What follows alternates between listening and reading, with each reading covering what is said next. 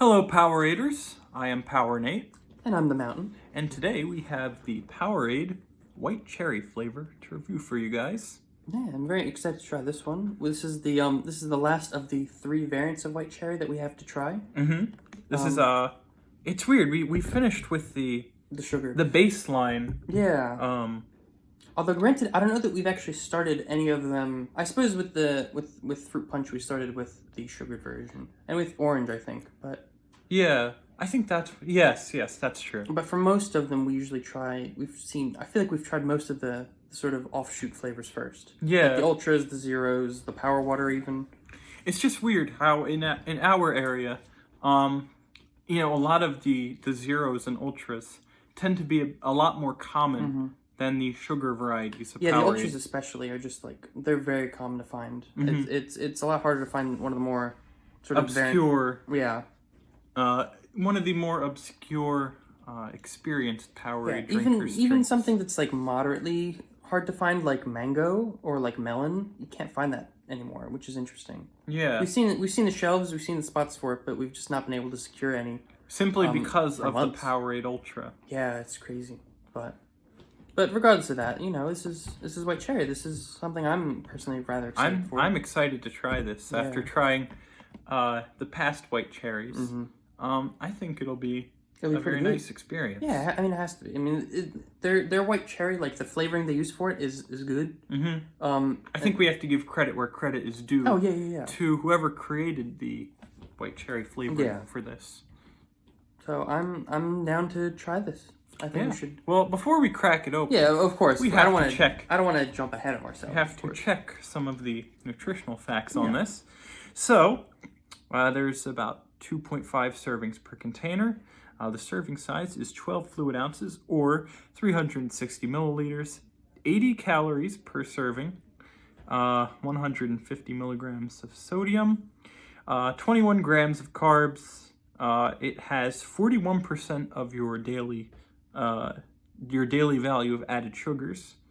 Getting on to the ingredients side of things, we have water, high fructose corn syrup, less than 0.5% of citric acid, electrolytes such as salt, monopotassium phosphate, magnesium, and calcium chlorides, natural flavors, modified food starch, ascorbic acid to protect taste, MCT, calcium disodium EDTA to protect color, SAIB, vitamins B3, B6, and getting to the hard to pronounce section, we have niacinamide and pyridoxine hydrochloride.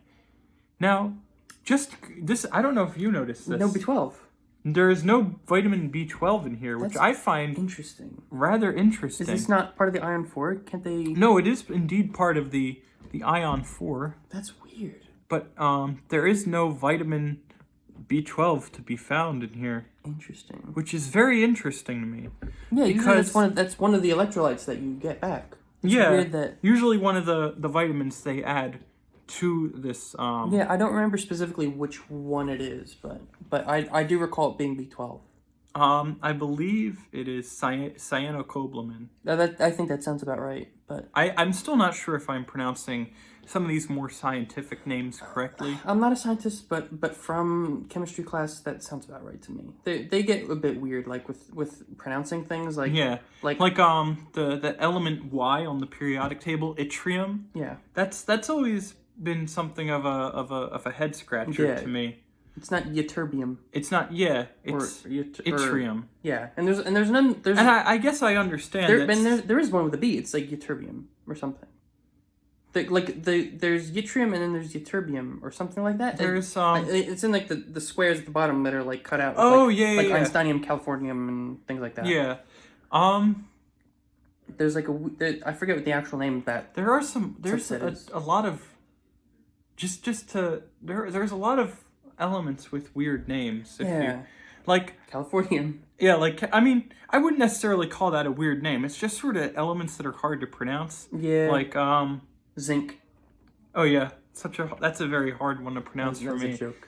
I'm trying to think. I mean, a lot of these hard to pronounce elements are usually the ones you don't hear about that often. Copernicum. Copernicum. I mean, it's not difficult, but if you're not an aficionado of the element periodic table, you might be like, that's just copper. It's not. It's very not. different. It's a very different element. No. There's also just I mean, I admittedly have not really done the research behind the names of elements, but take for instance names like oganesson, which is currently the heaviest element on the periodic table. Is that like 113 it's or something? 118. I oh, believe. Oh gosh, I've been out of it. Sorry, I don't remember I all the believe numbers. it is it's the noble, the last noble gas. Okay.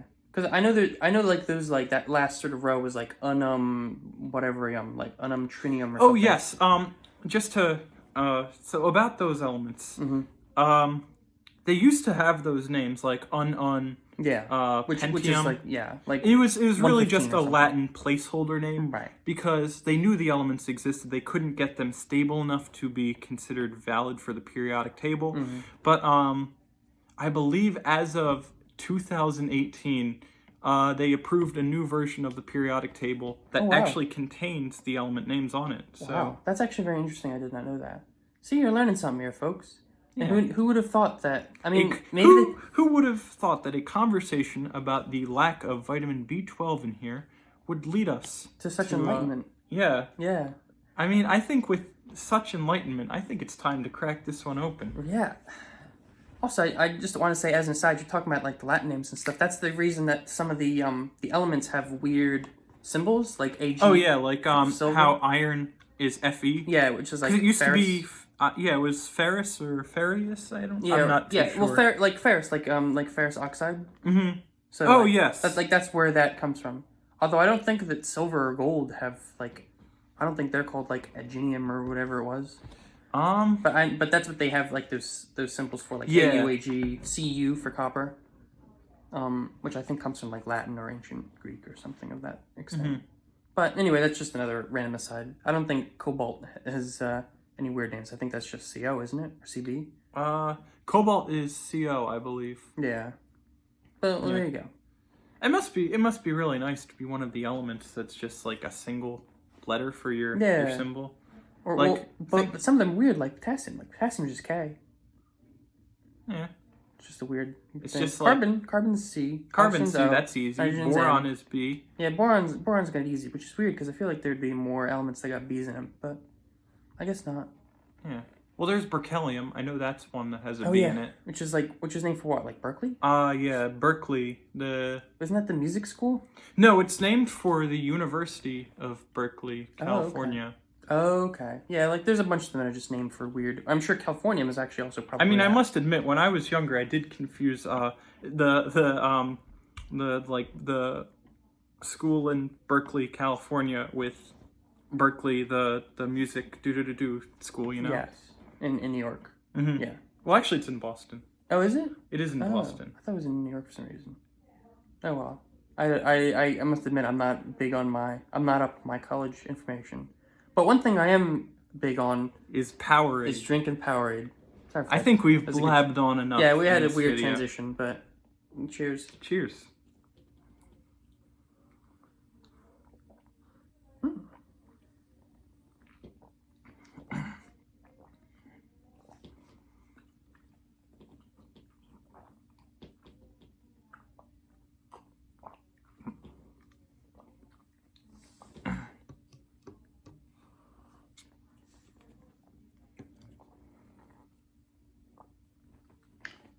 That's interesting. It's interesting. I noticed we didn't actually. We kind of skimmed over the sort of like smelling and like looking at the colors we usually do. We kind of did that in the other review a little bit, the colors. Yeah. But the smell. It smells kind of the same. Yeah. It has that sort of weird little hint of like not gasoline, but something sort of chemically and pungent a little bit. Yeah. But this doesn't. This is very less cherry. It's a lot less cherry. This is almost like a peach, like an apricot or something in there a little bit. I'd say it's maybe a little orange. Maybe there's definitely cherry. It's definitely not as concentrated as the Powerade Zero version of this is. It's a lot. Yeah, it's a lot more dilute. It's more refreshing, I would say. Less of like a sweet drink. Yeah, I think it's slightly more sour as well. Yeah, it's a little more tart. I don't know if like there's like many more citric acids or anything, but it's definitely... Well, something I think I noticed is... Oh, never mind. No? No, sorry. Yeah, okay. Forgive me. That's fine. But it's weird because it's actually got a very different flavor profile, I think. Yeah. I think we had this... that was one of the first things I noticed, is that it did taste very different from the... It did taste... Pardon me. It did taste very different from the normal... the Powerade Zero. Yeah. Not the normal, the Zero, a white cherry. Mm-hmm. I think this is almost a similar situation to the grape that we had. Remember? Ooh, yes. Because I think there was something weird where it was like a completely different flavor profile. Yeah, and actually I think a similar thing happened where the original like sugared variety was, or I guess corn syrup. Excuse me. That was like more. It was like juice. It was like a more natural kind of flavor, but the Zero variety had like a more artificial and like sweet kind of taste. Like it tasted more like what you expected, but it was like a more complex flavor, I think, on the sugared variety, if that makes sense. I agree. I think it was like cough syrup versus like grape juice was our comparison. And this is more like, I wouldn't say even like cherry juice, because I think cherry juice also has a very different taste, but it tastes complex, and it's less cherry-like than the Zero cherry did, I think. Yeah. Like that was like a very distinct, like this is clearly cherry, this is like, has some weird sort of notes in there.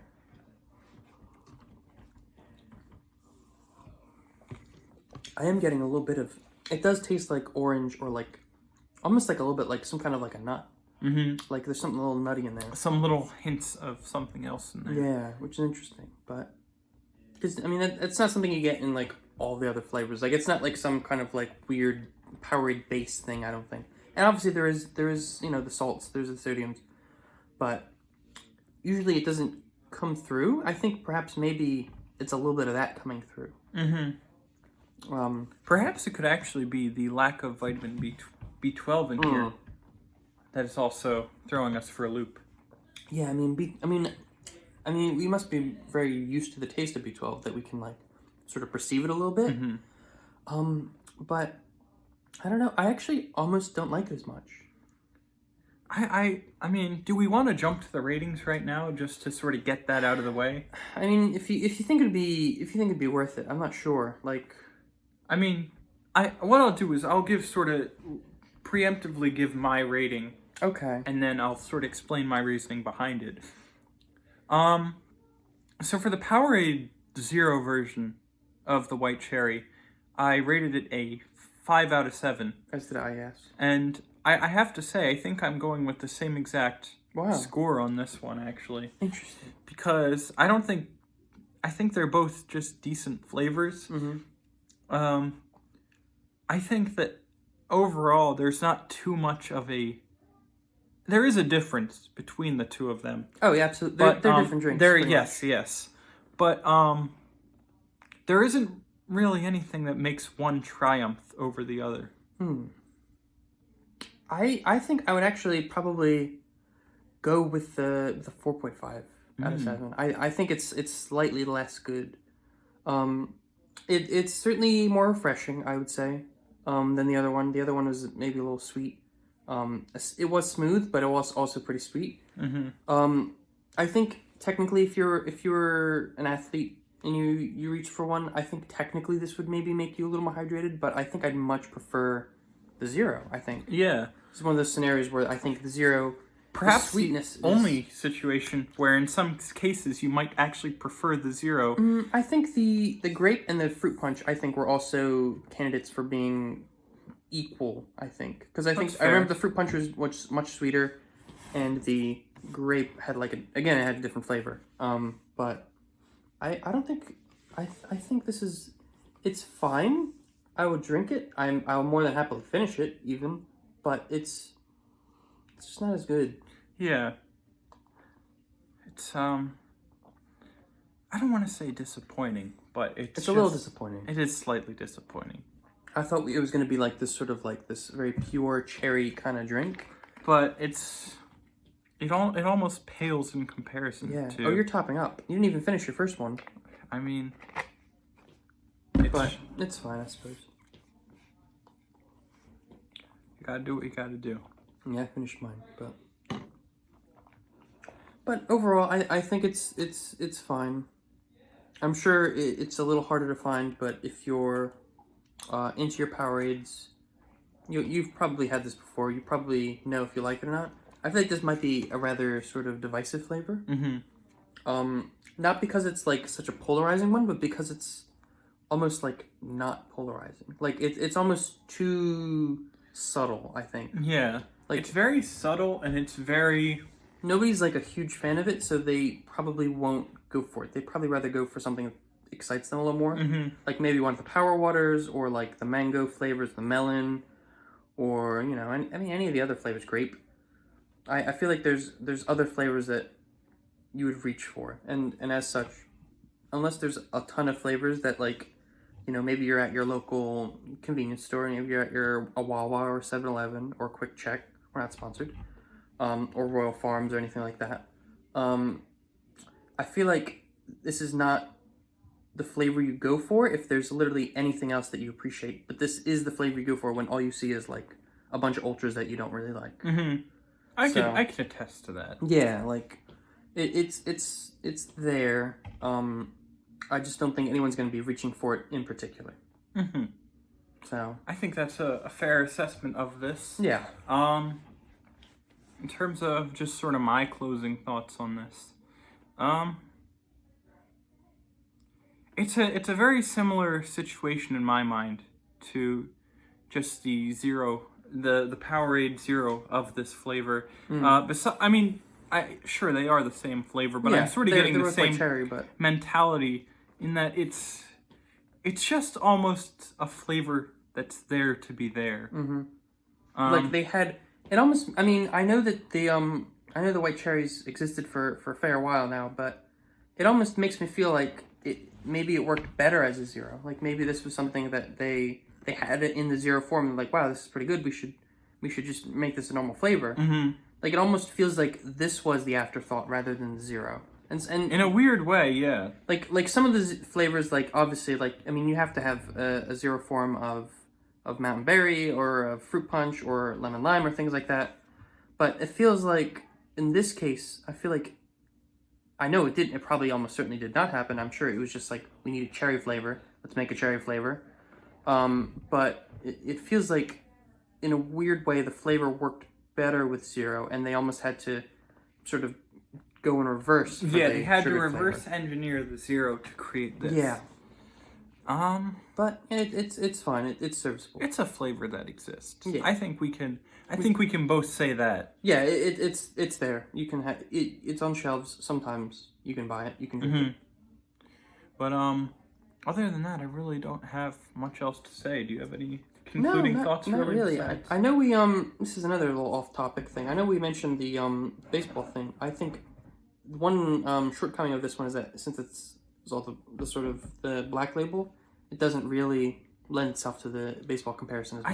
I think instead what we can think about it as is this is the drink for Ultimate Frisbee. Okay, is Ultimate Frisbee black and white?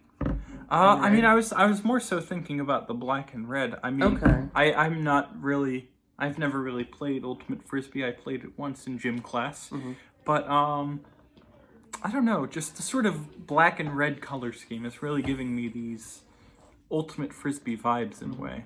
You know, it reminds me a little bit of a newspaper, I think I would say, because it's black and white and red all over. I see. That was a pun. That's brave. Thank you. But I think that basically sums up our thoughts on Powerade. I don't know that we have much else to say. Yeah, this is it's there. It's a flavor that exists. I'm sorry. I'm honestly sorry we don't have much more to say because it feels like also feels like a lot of what we wanted to say we kind of said through the zero. And I think because since it technically has a slightly better score, I feel like we have more to say on that. Like if this was better, I think we maybe would have had more to say. But we just don't. But in your case, it was identical. You had no opinion either way, and in my case, I thought it was slightly worse. because there was less flavor, and what flavor was there was just not as exciting for me. Mm-hmm. But you know, it's there, I suppose, and it's there in the can. Yeah. It's just not one of the most exciting ones, sadly. It's too, I don't want to say boring, but it's too not there. Mm-hmm. But that's that. I think that about wraps it up for this Powerade review. Mm-hmm. So yeah. Yeah. Stay safe, Poweraders, and adios. See you next time.